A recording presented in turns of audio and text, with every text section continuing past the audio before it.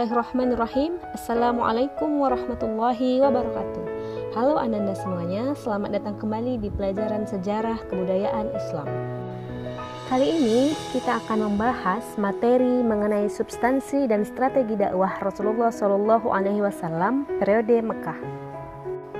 Kalau begitu, untuk memahami materi kali ini, silahkan disaksikan videonya dari awal sampai dengan akhir. Jangan ada yang di skip ya.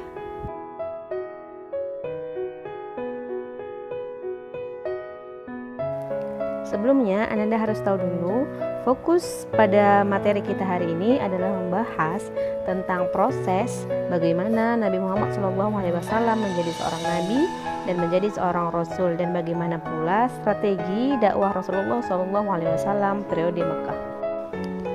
Nah, ini perlu nih dicatat, digarisbawahi bahwa Rasulullah itu menerima wahyu yang pertama kali adalah di dalam sebuah gua yang bernama Gua Hira, yang bertepatan dengan malam Jumat tanggal 17 Ramadan, dan wahyu yang pertama diterimanya adalah Al-Quran surah Al-Alaq ayat 1 sampai dengan 5. Saat itu Nabi Muhammad SAW tengah berkholwat di Gua Hira. Kemudian datanglah malaikat Jibril untuk menyampaikan wahyu kepada Nabi Muhammad SAW. Setelah bertemu dengan malaikat Jibril, Nabi Muhammad SAW pulang ke rumah.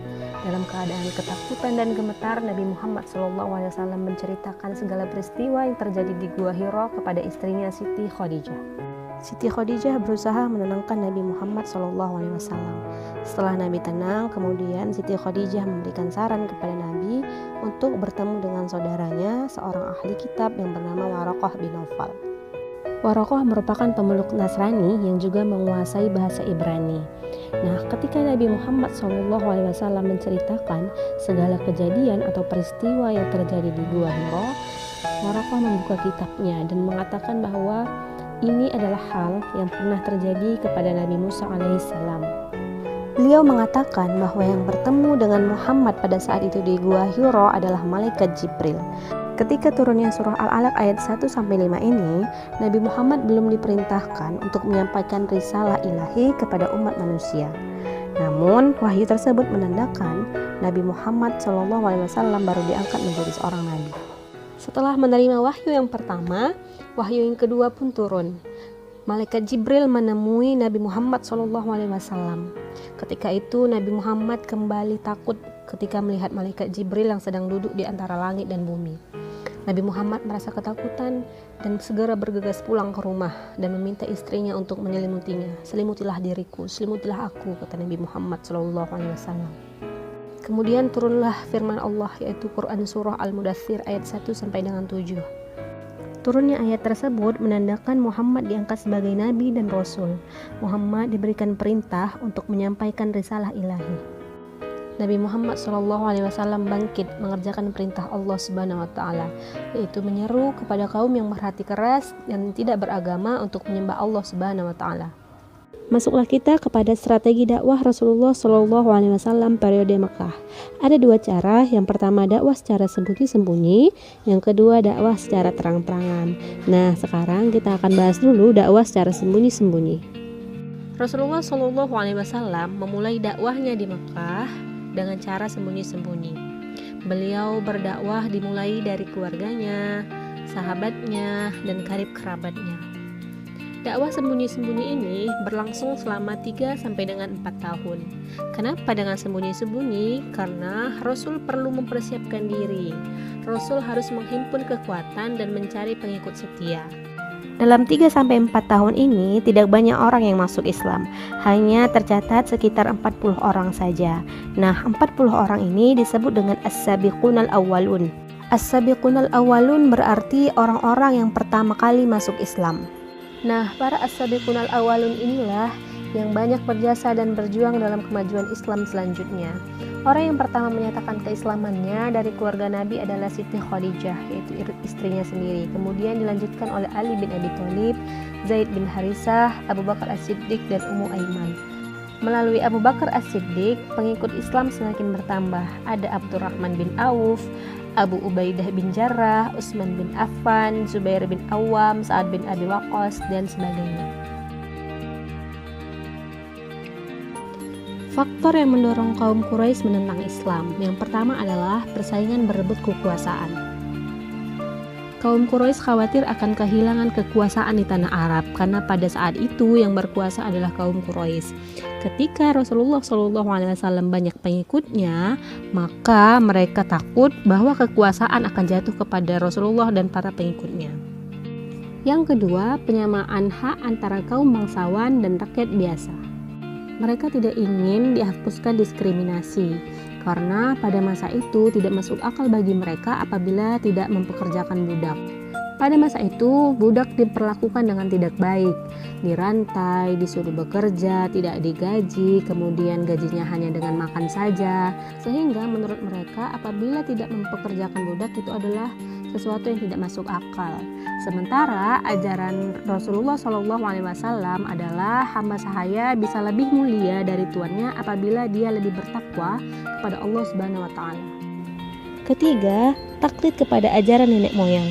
Kaum Quraisy merasa berat untuk meninggalkan agama nenek moyang mereka dan mengikuti agama yang baru karena mereka sudah nyaman dengan kebudayaan atau tradisi mereka yang buruk seperti minum-minuman keras, membunuh, berjudi. Saking asiknya, mereka berat untuk meninggalkan agama tersebut. Yang keempat adalah faktor ekonomi. Kaum Quraisy enggan meyakini Islam karena Islam tidak memperbolehkan menyembah berhala.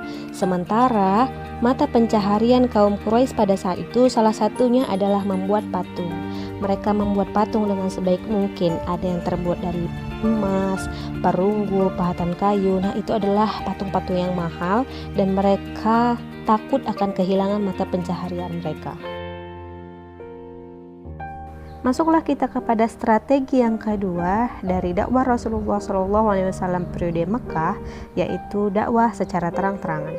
Setelah menyampaikan dakwah secara sembunyi-sembunyi yang berlangsung lebih dari 3 tahun, maka pada tahun keempat Rasulullah SAW mendapatkan perintah dari Allah Subhanahu wa taala untuk menyampaikan dakwah secara terang-terangan.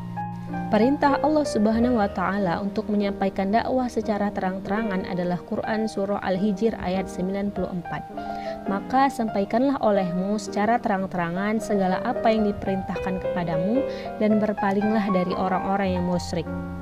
Karena ini adalah perintah Allah Subhanahu wa taala, maka Rasulullah SAW tidak ingin menunda-nundanya lagi.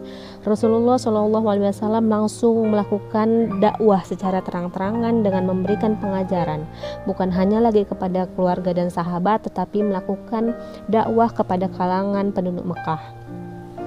Suatu ketika pernah Rasulullah melakukan dakwah secara terbuka di Bukit Safa. Beliau memanggil semua suku-suku yang ada di sekitaran Mekah. Dan beliau menyerukan, sembahlah Allah, tinggalkanlah berhala. Maka orang-orang Quraisy marah, termasuk pamannya yaitu Abu Lahab.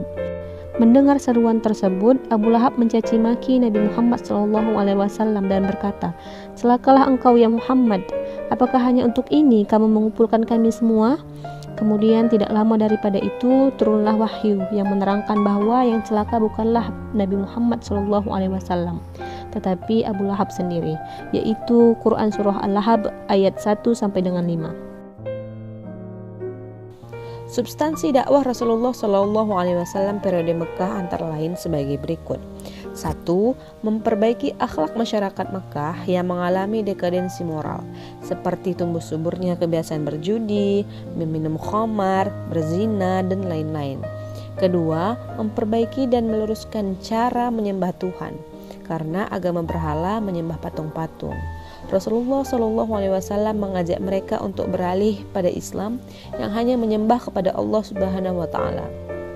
3. Menegakkan ajaran Islam tentang persamaan hak dan derajat di antara manusia. 4. Mengubah kebiasaan bertaklid kepada nenek moyang dan meluruskan segala adat istiadat, kepercayaan dan upacara-upacara keagamaan. Terima kasih telah menonton video ini. Semoga videonya bermanfaat. Assalamualaikum warahmatullahi wabarakatuh.